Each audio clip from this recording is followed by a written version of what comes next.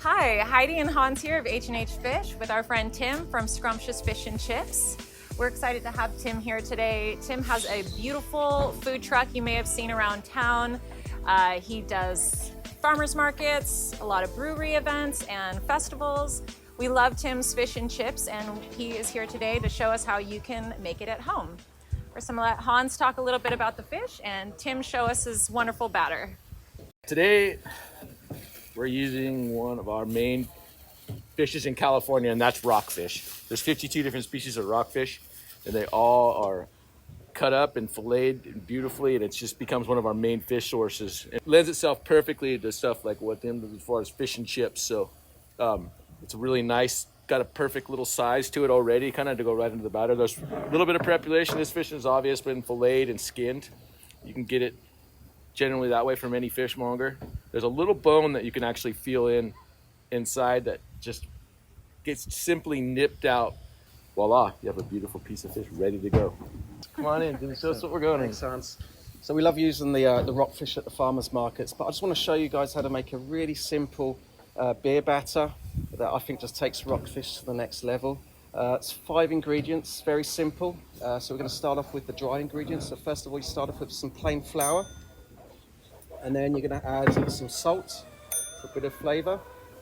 I like to add a little bit of baking powder to help with the texture. And then one of my little secrets, I actually like to use turmeric. So turmeric gives it a little bit of flavor, but also adds a lot of the color.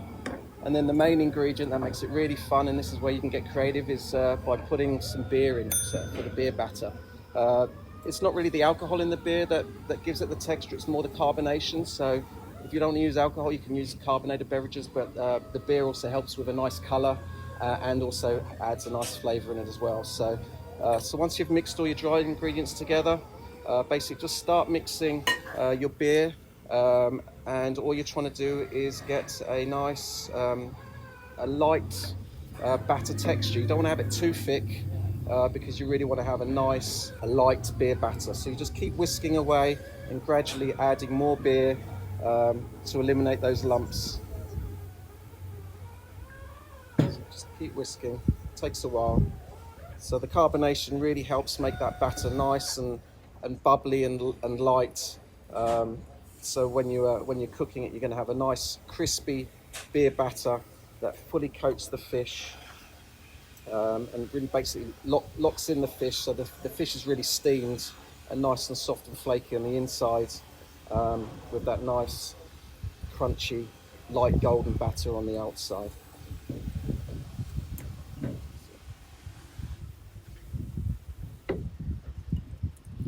So that's about the thickness that you want, nice and light. You just want to keep going, get rid of those lumps, and then you're good to go.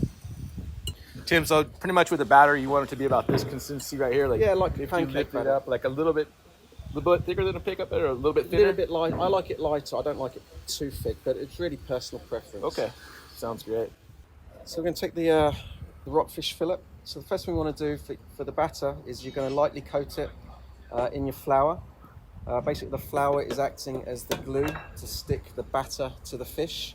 You don't want to put too much flour on, so you want to make sure you've got an even coat, otherwise the batter will just roll right off the fish.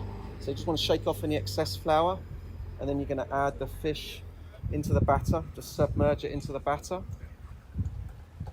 to make sure it's completely coated, and then just let the excess batter drip off.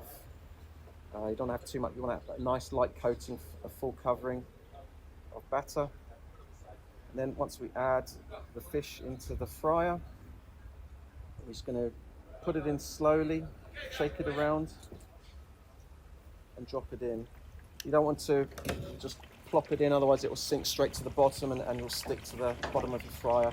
Also, the other thing you don't want to use is a basket, because it will tend to stick to the basket as well. So I like to have the fryer set around 325 degrees. I don't like to have it too hot, otherwise you'll burn the batter before the fish is cooked. So as it's frying, basically what's happening, the batter seals the fish, so the fish is basically steam cooking inside, so it's getting nice and moist and flaky, it's not greasy. And then the batter's going to get nice, light and crispy. Eventually the fish will float to the top, You're going to want to turn it over halfway through so both sides of the batter get a nice crispy coat. Usually takes about 5 to 6 minutes. Definitely want to make sure you take the temperature. Fully cooked should be 145 degrees. So once the fish comes out of the fry, just want to make sure you drain any excess oil off and then put it straight on your plate. So nothing better to have a beer battered fish with some nice chips. Looks so beautiful. I love to serve it with some tartar sauce, obviously some vinegar, malt vinegar, and some lemon wedge. And a little treat of mine, I love to use the Zao curry ketchup as well. It really enhances both the fish and the chips. That looks so great. Thank you so much, Tim. I love the Zao too. I actually tried it earlier this week with some sweet potato fries, and that curry combo was amazing. So I'm excited to try it on your beer battered fish. We have some beautiful fish here. If you want to try this recipe at home, we've got the local rockfish, local halibut, or if you want to try some authentic British fish and chips, follow Tim and his Scrumptious team and find his van around town. Tim's also generously supplied our CSF members with a coupon, 50% off your next meal to his truck, and we will also have some of his Zao curry ketchup in our online CSF store for you folks to try with your own rockfish at home.